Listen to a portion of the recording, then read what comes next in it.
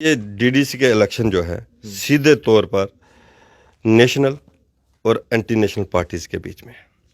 जो लोग शांति चाहते हैं और जो लोग अशांति चाहते हैं, जो लोग यहाँ स्टेट का झंडा चाहते हैं और जो लोग तिरंगा चाहते हैं, जो लोग 370 और 35 से वापस लेना चाहते हैं और जो लोग 370 और 35 से हटने की खुशी मना रहे हैं और चाहते हैं कि वापस ना आए। चाइना की मदद से 370 और 35 से वापस लेना और देश के साथ जुड़े रहना, इन मुद्दों के बीच का चुनाव है। अमर अब्दुल्ला ने भी कहा कि कश्मीर के लोग दोबारा बंदूक उठाएंगे। महबूबा मुफ्ती ने 10 दिन पहले कहा कि कश्मीर के लोग दोबारा से बंदूक उठाएंगे। कि आपने कहा था कि 370 और 35 से लिए बिना हम चुनावों में नहीं उतरेंगे। आपने कहा था कि स्टेट का झंडा लिए बिना हम तिरंगा नहीं उठाएंगे, और आज आप चुनावों में आ गए क्योंकि पाकिस्तान की डायरेक्शन मिली। ये गुपकार अलायंस नहीं है, ये गुपकार डीलर्स हैं। ये पाकिस्तान की डील यहाँ पर लागू करना चाहते हैं, ये पाकिस्तान का एजेंडा यहाँ पर लागू करना चाहते हैं। पाकिस्तान भी परेशान है कि इतनी मेहनत करके यहाँ आतंकवादी इकट्ठे किए, यहाँ पत्थरबाज इकट्ठे किए, यहाँ हुर्रियत के लोगों को खड़े किए, आतंकवादी खत्म होने शुरू हो गए, लोकल आतंकवादियों की रिक्रूटमेंट बंद हो गई, और वो काम उन्होंने नेशनल कॉन्फ्रेंस और पीडीपी को दे दिया गुपकार गैंग बनाकर, और उन दोनों ने स्टेटमेंट भी दे दी कि कश्मीर के युवा जो हैं दोबारा से बंदूक उठाएं। यहाँ पर रोहिंग्या आ जाएं वो ठीक है, लेकिन यहाँ पर इन्वेस्टर नहीं आना चाहिए भाई। यहाँ इन्वेस्ट करने के लिए कोई नहीं आना चाहिए। यहाँ विदेशी आ जाए, यहाँ बांग्लादेशी आ जाए, यहाँ पाकिस्तानी बच जाए, लेकिन यहाँ इन्वेस्टर अगर आ जाए तो हमें तकलीफ। और अगर इन्वेस्टर आ रहे हैं, ऐसा नहीं ना हो कि इतने इन्वेस्टर आए कि हमारे जो डोगरे हैं उनको ही बाहर जाना पड़े, रोहिंग्या भी यहीं रहे, इन्वेस्टर भी यहाँ, और हमारे डोगरे बेचारे बाहर चले जाए। डोगरों को कोई खतरा नहीं है। डोगरों को कोई, डोगर जो है ना, जो हमारी शान है ना, इस शान को कोई फर्क नहीं पड़ने वाला। नमस्कार, विबोध गुप्ता जी हैं हमारे साथ बात करने के लिए। कश्मीर गए हुए थे, डीडीसी के इलेक्शन चल रहे हैं, कश्मीर का भी इनके ऊपर प्रभार है। वहां पर भी देख रहे हैं कि किस तरह से भाजपा की तरफ लोग जा रहे हैं। क्या लगता है आपको, डीडीसी इलेक्शन में कैसा समर्थन मिलेगा भाजपा को? देखिए, ये डीडीसी के इलेक्शन जो है सीधे तौर पर नेशनल और एंटी नेशनल पार्टीज के बीच में है। जो लोग शांति चाहते हैं और जो लोग अशांति चाहते हैं, उनके बीच में है। यानी कि डेवलपमेंट का कुछ डेवलपमेंट, अनएम्प्लॉयमेंट, मैं उस पर भी आऊँगा। जो लोग यहाँ स्टेट का झंडा चाहते हैं और जो लोग तिरंगा चाहते हैं, ये उनके बीच का चुनाव है।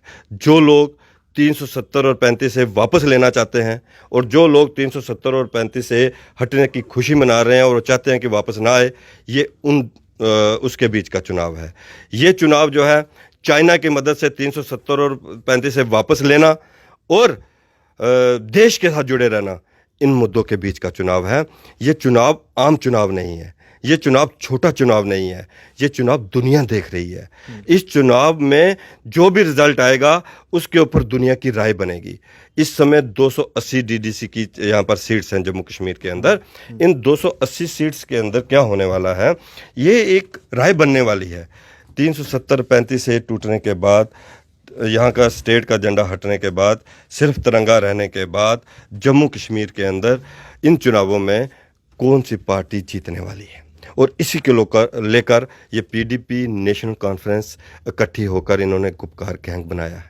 इनको ये लगता है कि हमने ये इकट्ठे होकर बताना है कि भाई हम जीते हैं, हमारी सोच जीती है। इसलिए इस चुनावों के अंदर डेवलपमेंट और ये मुद्दे बड़े ज़्यादा नहीं रहने वाले हैं। डेवलपमेंट मुद्दा जो है वो भी है।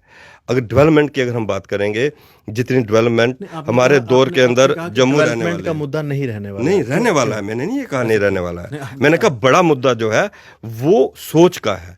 बड़ा मुद्दा जो है वो देश और दुनिया ये देख रही है कि यहाँ कौन लोग 370 और 35 के पक्ष में है। नेशनल और एंटी नेशनल के लिए तो हमारी सिक्योरिटी फोर्सेस हैं, हमारी पुलिस है, वो भी देख रही है। अगर कोई एंटी नेशनल बयान देगा तो लॉ एंड ऑर्डर को संभालते हुए वो करेंगे। ये सोच भी है ना, सोच तो है, लेकिन आपको नहीं लगता कि डेवलपमेंट के ऊपर भी लोग जो है देखना चाहते हैं कि आप लोग डेवलपमेंट का काम भी करें? पुलिस और सिक्योरिटी फोर्सेस के अलावा वो लोग एक सोच बना रहे हैं। जो वो सोच बनती है उससे फिर पत्थर उठते हैं, उससे फिर बंदूक उठती है। अभी 370 और 35 से हटने के बाद कश्मीर के अंदर पत्थरबाजी खत्म हुई, कश्मीर के अंदर आतंकवाद आखिरी सांस के ऊपर है। और ये लोग, इनकी स्टेटमेंट आपने सुनी ना, अमर अब्दुल्ला ने भी कहा कि कश्मीर के लोग दोबारा बंदूक उठाएंगे। महबूबा मुफ्ती ने 10 दिन पहले कहा कि कश्मीर के लोग दोबारा से बंदूक उठाएंगे? ये जो सोच है, कह रही हैं कि भाजपा को पता नहीं डर सा लग गया। पहले ये कहते थे कि बायकॉट कर दें, ये बायकॉट कर रहे हैं। अब अगर पार्टिसिपेट करें तो भाजपा ने शायद ये सोचा था कि वो अकेले ही पार्टिसिपेट करेगी, अकेले ही जीतेगी। अब इनका पार्टिसिपेट करना क्या मतलब आपको मतलब कोई डर खौफ है कि भाई गुपकार की बातें शुरू हो गई कश्मीर में? देखिए, इनकी पार्टिसिपेशन को हम वेलकम करते हैं और हर पॉलिटिकल पार्टी के इलेक्शन को वेलकम करना चाहिए, क्योंकि डेमोक्रेसी में सबको चुनाव लड़ने हैं। हम इनसे कश्मीर की जनता जो उनसे पूछ रही है, जम्मू कश्मीर की जनता, कि आपने कहा था कि 370 और 35 से लिए बिना हम चुनावों में नहीं उतरेंगे, आपने कहा था कि स्टेट का झंडा लिए बिना हम तिरंगा नहीं उठाएंगे, और आज आप चुनावों में आ गए हैं। ये तो पूछा जाएगा ना इनसे कि भाई आज आप चुनावों में क्यों आए? क्योंकि पाकिस्तान की डायरेक्शन मिली। ये गुपकार अलायंस नहीं है, ये गुपकार डीलर्स हैं। ये पाकिस्तान की डील यहां पर लागू करना चाहते हैं, ये पाकिस्तान का एजेंडा यहां पर लागू करना चाहते हैं। पाकिस्तान भी परेशान है कि इतनी मेहनत करके यहां आतंकवादी इकट्ठे किए, यहां पत्थरबाज इकट्ठे किए, यहां हुर्रियत के लोगों को खड़ा किया, और आज 370 और 35 से हटने के बाद पत्थर बंद हो गए। हुर्रियत ने कैलेंडर देना बंद कर दिया, बंद का जो रोज कैलेंडर उनका आता था बंद का। आतंकवादी खत्म होने शुरू हो गए, लोकल आतंकवादियों की रिक्रूटमेंट बंद हो गई, और वो काम उन्होंने नेशनल कॉन्फ्रेंस और पीडीपी को दे दिया गुपकार गैंग बनाकर, और उन दोनों ने स्टेटमेंट भी दे दी कि कश्मीर के युवा जो हैं दोबारा से बंदूक उठाएंगे। हम उनसे ये पूछना चाहते हैं, हम उनसे ये नहीं कहना चाहते कि आप चुनावों में क्यों उतरे, हम उनसे ये पूछना चाहते हैं कि 370 और 35 से लिए बिना और स्टेट का झंडा लिए बिना आप चुनावों में क्यों उतरे हैं? क्योंकि उनको पाकिस्तान के इशारे के ऊपर काम करना है। एक तरफ महबूबा मुफ्ती ये कहती है कि भाई स्टेट के संविधान को और स्टेट के झंडे को लुटेरों ने लूट लिया। कौन लुटेरे? पार्लियामेंट के मेंबर पार्लियामेंट और मंदिर को वो लुटेरा बोलती है। कार्रवाई क्यों नहीं करवाते आप लोग? अगर ये एंटी नेशनल है तो इनको इन पर कार्रवाई होनी चाहिए ना। नहीं, कार्रवाई देखिए, छोड़ा हुआ है। देखिए कार्रवाई हो रही है, कार्रवाई ये अंदर भी रहे हैं, दोबारा से भी अगर होगा तो वो अंदर होंगे। उसके लिए पुलिस अपना काम कर रही है, उसके लिए डीएम्स अपना काम कर रहे हैं, वो अपने काम पे इनकी दोबारा से जो भी स्टेटमेंट्स हैं उनके ऊपर इनकी फाइलें जो हैं वो तैयार कर। डेवलपमेंट जो है, डेवलपमेंट ऐतिहासिक हुई है जम्मू के अंदर, कोई इसको नकार नहीं सकता है। मेरा ये कहना है कि अगर हम बात करें मोदी सरकार की कि यहाँ हर घर के अंदर गैस सिलेंडर आया, यहाँ हर घर के अंदर बिजली गई, यहाँ गरीब किसानों के अकाउंट्स के अंदर 2-2 हज़ार रुपया पड़ा, यहाँ पर पेंशन 200 से 1,000 रुपया हो गई, यहाँ कोविड के दौर के अंदर यहाँ जम्मू कश्मीर के अंदर 80% गरीब लोगों को 8 महीने का राशन आया, फ्री राशन आया। ये बातें भी लोग देखेंगे और बातें भी लोग देखेंगे, मोदी सरकार के सारे काम लोग देखेंगे, और उसके अलावा मोदी सरकार जिस ढंग से यहाँ शांति लाना चाहती है उनको भी देखेंगे। अभी यहाँ इन्वेस्टर आने शुरू हो गए, इन्वेस्टर आएंगे, यहाँ हॉस्पिटल खुलेंगे, यहाँ यूनिवर्सिटीज़ खुलेंगी, यहाँ टूरिज़्म बढ़ेगा, उसमें क्या यहाँ की इकॉनमी जो है मजबूत होगी। वो बुरी बात है क्या? क्या हम मतलब यहाँ पर रोहंगी आ जाएं वो ठीक है, लेकिन यहाँ पर इन्वेस्टर नहीं आना चाहिए भाई। यहाँ इन्वेस्ट करने के लिए कोई नहीं आना चाहिए।